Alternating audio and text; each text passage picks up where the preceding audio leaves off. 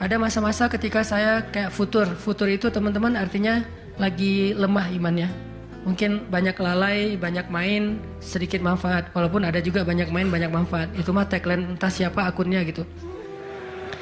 Lagi futur nih ya, lagi futur. Lemah, ngerasa bangun tahajud kayak susah gitu. Ke masjid males, zikir gak khusyuk, tilawah Al-Quran gampang ngantuk. Jalan sama seorang teman saya yang dia bukan ustadz sama sekali. Bahkan dia ngakunya belajar ke saya. Nggak tahu benar apa enggak. Yang sejatinya mungkin saya belajar ke dia. Lagi jalan, setelin tilawah Al-Quran. Yang baca saya lagi tuh. CD tilawah Al-Quran saya. Saya kan nggak pernah mendengar CD sendiri. Pas diputerin itu siapa? Lah itu ustadz. Oh ya. Baca surat Al-Mulk. Tabarakalladzi biyadihil mulku wa huwa ala kulli syai'in qadir. Pas sampai di ayat-ayat tentang jahanam, tentang neraka, tentang apa? Walaqad zayyana sama ad-dunya bimasabih dan seterusnya, dia nangis. Dia nyetir nih, dia nangis. Saya ketika ngelihat dia nangis, saya dapat hidayah. Jadi saya dapat hidayah bukan hanya dengan mendengar bacaan itu, tetapi karena dikondisikan oleh seorang teman, saya ngerasa, duh, Masya Allah ya, dia yang dengerin bacaan saya bisa nangis. Saya dengerin diri saya sendiri, nggak nangis. Kan ada masalah nih. Akhirnya saya jadi insaf. Insaf itu kemudian istighfar, astagfirullah Allah, saya kayak ada masalah nih. Mulai belajar dari dia, Pak, gimana sih kok bisa kayak gitu? Ustadz kan lebih tahu ilmunya mungkin, tapi kalau pengalamannya Bapak pasti lebih tahu. Rahasianya apa?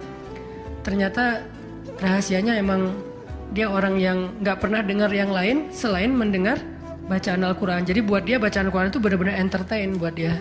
Oh berarti kita harus lebih banyakin lagi dengerin Al-Quran. Kalau kita dengar musik sekali berarti dengar Qurannya 3 kali harusnya. Baru masih agak-agak proporsional nih. Sehingga gampang kesentuh. Hatinya itu mudah. Tapi pelajarannya tetap teman yang ngebawa kita kepada sesuatu. Ternyata triknya pertama, mengingat Allah itu kan bukan cuma menyebutkan Allah. Tapi ketika kita sedang dalam keadaan bingung, khawatir, galau, sedih, tertekan, panik, tiba-tiba teman kita mengingatkan kita kepada Allah dengan bahasa yang sederhana. Kalau bahasa sederhananya Al-Quran, la tahzan, innallaha ma'ana. Dan itu boleh diterjemahin ke bahasa yang lebih sederhana versi kita. Karena itu bahasa Al-Quran yang mungkin buat sebagian orang nggak dapat nih, karena mungkin nggak paham bahasa Arab. Jadi kalau teman kita lagi sedih jangan bilang, la tahzan dong, innallaha ma'ana. Apaan tuh lu baca Quran gitu ya? Nggak ngerti kan dia? Kita bisa terjemahin, udah tenang aja, Allah yang bantu. Tenang aja, Allah yang beresin. Tenang aja, serahin aja kepada Allah. Allah itu sebaik-baik kita nyerahin sesuatu. Ngomong kayak gitu tuh kena. Kalau timingnya pas kita lagi ngalamin satu masalah. Terutama masalah-masalah kayak masalah rezeki itu paling bikin kita sering panik, kehilangan sesuatu, ditipu orang segala macam. Kita bilang udah nggak apa-apa, nanti Allah ganti yang dengan yang lebih baik. Allah yang ganti gitu, Allah yang ganti. Tenang tuh jadinya, karena kita sedang mengetuk kembali imannya di saat dia sedang butuh-butuhnya iman itu. Dan itu butuh teman yang bisa mengingatkan kita. Sehingga Nabi bilang, ciri-ciri teman yang baik itu adalah kalau kita ketemu dia bikin kita sering ingat Allah. Dia bikin kita sering ingat Allah. Coba teman-teman renungkan nih, coba dihitung-hitung. Kita kalau ketemu teman ngomongin dunia berapa sering? Terus ngomongin Allah berapa sering? Kan jarang banget kita ketemu teman ngomongin tentang Allah kan? Dan kayaknya nggak tahu juga bahannya mau ngomongin apa tentang Allah. Kita ngomongin tentang Allah yuk. Ngomongin tentang Allah, apaan tuh? Kan bingung dia tuh. Maksud lo qul huwallahu ahad gitu. Atau ayat kursi. Berarti kita belum terbiasa bicara tentang Allah. Nah ini yang harus kita coba latih pelan-pelan nih. Kita lihai banget nih. Bisa smooth banget masuk ke tema tentang dunia. Bisa ganti-ganti topik dan semuanya tentang dunia. Tentang kuliner, tentang kerjaan, tentang jodoh, tentang kuliah, tentang pendidikan, tentang apapun. Tentang teman. Bisa dengan mudah dan seru gitu ngomongin tentang dunia teh. Dan itu bukan sesuatu yang dilarang memang. Cuman kok nggak seimbang kita ngomongin tentang Allah Subhanahu Wa Taala. Coba kita belajar Cari teman yang udah sefrekuensi dulu. Arti sefrekuensi bukan sama-sama udah baik, sama-sama udah niat pengen memperbaiki diri. Sama-sama udah punya tekad kita pengen hijrah nih. Lagi-lagi bukan merasa diri kita lebih baik dari orang lain, tapi yang udah sefaham supaya nggak banyak perdebatan. Ajak dia ngobrol tentang Allah pelan-pelan dan secara bertahap, nggak bisa langsung ngejos. Gak bisa langsung, coba lo sebutin rububiyah asma Allah yang 99 apa aja. Itu mah cerdas cermat ya. Tapi kita ngomongin Allah tuh baik banget loh, kemarin gini. Allah aja yang diomongin. Sehari minimal kita ngomongin Allah itu sekali deh. Dan sekali itu jadi obrolan, bukan cuma mention doang ya, tapi obrolan gitu. Jadi diskusi. Sekali aja sehari dan gak harus lama, mungkin cuma 5 menit. Kalau kita nggak bisa ngelakuin itu secara spontan, nggak apa-apa di setting. Kita ketemu sama teman kita bikin kayak program gitu. Kita kalau ketemu pokoknya harus sekali sehari ngomongin tentang kebesaran Allah. Coba digituin.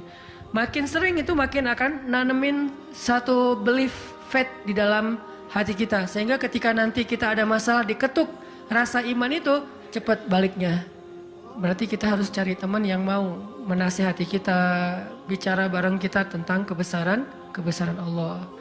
Dan itu yang dilakukan Nabi Musa dengan Nabi Harun ketika berdakwah yang Allah sebutin di surat Toha. Nabi Musa mau berdakwah kepada Fir'aun, minta teman supaya bisa mengingat Allah ketika lagi dalam keadaan marah. Soalnya Musa tahu, Musa itu orangnya marah. Kalau udah marah ngeri. Harun orangnya kalem, woles. Sehingga butuh seseorang yang bisa menahan amarah dan emosinya Musa. Sehingga kata Musa, ya Allah beri saya seorang teman yang bisa mendampingi saya dalam dakwah, yaitu Harun. Kay nusabbihaka katsira wa nadhkuraka katsira. Supaya kami sering bisa mengingat engkau. Artinya kalau Musa sendiri marah, lupa sama Allah.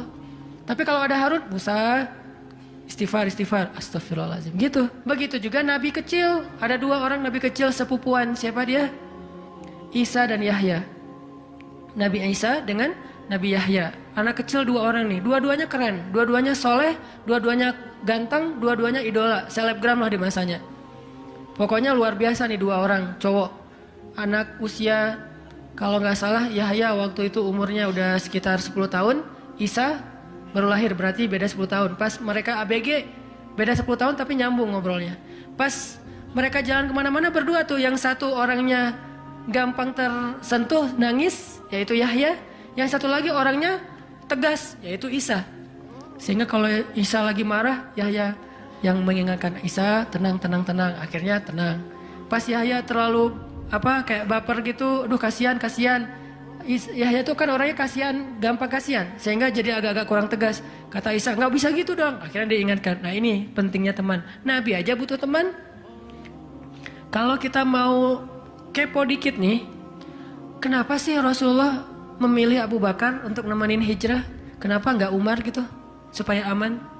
Hijrah bareng Umar, siapa yang berani ngejar coba? Umar berdiri depan Ka'bah. Ya ayuhan nas, ya ma'syara Quraisy. Wahai manusia, wahai orang Quraisy, fa'lamu anni muhajir. Ketahuilah saya pengen hijrah, kata Umar. Siapa yang pengen istrinya jadi janda, anaknya jadi yatim, tunggu saya di balik bukit itu. Ada yang berani? Diam semuanya. Coba Rasul kalau hijrah bareng Umar, enak kan? Wahai orang-orang Quraisy, wahai manusia, saya sama Rasul nih mau hijrah. Siapa yang berani nunggu saya di balik bukit itu? Kalau enggak dia akan hilang kepalanya. Enggak ada yang berani kan? Kenapa Rasulullah milih orang yang lemah seperti Abu Bakar? Udah kurus, lemah, dan kaumnya kabilah yang lemah, Bani Taim. Bani Taim itu lemah kabilahnya, enggak seperti kabilahnya Umar bin Khattab. Kenapa bukan Umar? Kenapa bukan Hamzah? Hamzah itu pemanahnya para sahabat, pemanahnya orang-orang Mekah. Dan juga enggak ada yang berani sama Hamzah. Hamzah mukul Abu Jahal di depan orang banyak, enggak ada yang berani balas. Ketika Abu Jahal mukulin Rasul lagi sholat depan Ka'bah, Nabi lagi sholat digebukin sama Abu Jahal, dibelain sama Abu Bakar ikut digebukin. Akhirnya wajah Abu Bakar itu nggak dikenali lagi, saking babak belur. Itu digebukin sama Abu Jahal dan teman-temannya. ketika Hamzah dengar berita itu, langsung Hamzah pergi ke tempat orang-orang ngumpul, dicari mana Abu Jahal, dipukulin sama sama Hamzah sekuat-kuatnya sampai berdarah-darah Abu Jahal, tapi orang Quraisy nggak ada yang berani balas. Saking terpandangnya Hamzah. Kenapa nggak dengan Hamzah, pamannya sendiri? Atau kenapa nggak dengan Utsman gitu, yang kaya raya, yang bisa memberikan fasilitas VIP untuk Rasulullah, naik mobilnya Alphard apa gitu, nyaman hijrah. Kenapa Abu Bakar yang udah jatuh miskin, fisiknya lemah, kabilahnya tidak dipandang? Kenapa? Karena Abu Bakar itu yang paling solih di antara semua sahabat. Jadi pilihannya kesolihan, bukan kekuatan fisik. Kenapa? Kesolihan itu bisa menutupi kekuatan fisik yang kurang. Kenapa? Allah yang maha kuat. Kesolihan bisa menutupi kurangnya harta, Allah yang maha kaya. Kesolihan bisa menutupi kekurangan dari dukungan kabilah, Allah lebih banyak lagi dukungan dari langit dan bumi. Yang dicari oleh Rasulullah itu adalah teman yang soleh. Ya Abu Bakar, temani saya hijrah. Siap ya Rasulullah. Hasilnya apa? Dikejar-kejar sama orang Quraisy karena mereka nggak takut dengan Abu Bakar. Tapi ketika mereka mau ketemu dengan Rasulullah dan Abu Bakar di dalam gua, Allah palingkan wajah mereka dari melihat ke bawah kaki mereka. Allah punya banyak cara. Ada ulama yang bilang bukan cuma dipalingkan, tapi tiba-tiba merpati bikin sarang di situ laba-laba. Walaupun ada perdebatan di antara ulama ini hadisnya sahih atau enggak, yang jelas, yang pasti nih Allah melindungi mereka dengan banyak cara sehingga nggak bisa ditangkap. Allah yang bertindak. Jadi butuh teman yang soleh. Walaupun nanti kenyataannya teman yang soleh ini malah ditenangkan oleh Rasulullah, bukan Rasulullah ditenangkan oleh dia gitu. Kan nyari teman yang soleh biar bisa menenangkan nih. Ternyata pas ada masalah, Rasul gimana? La tahzan, innallaha ma'ana, tenang, udah beres.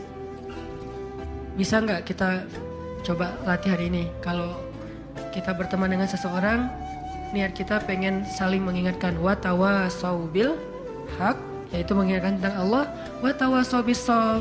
Itu kayak gitu tuh ayatnya. Pertama hak dulu, kedua sabar.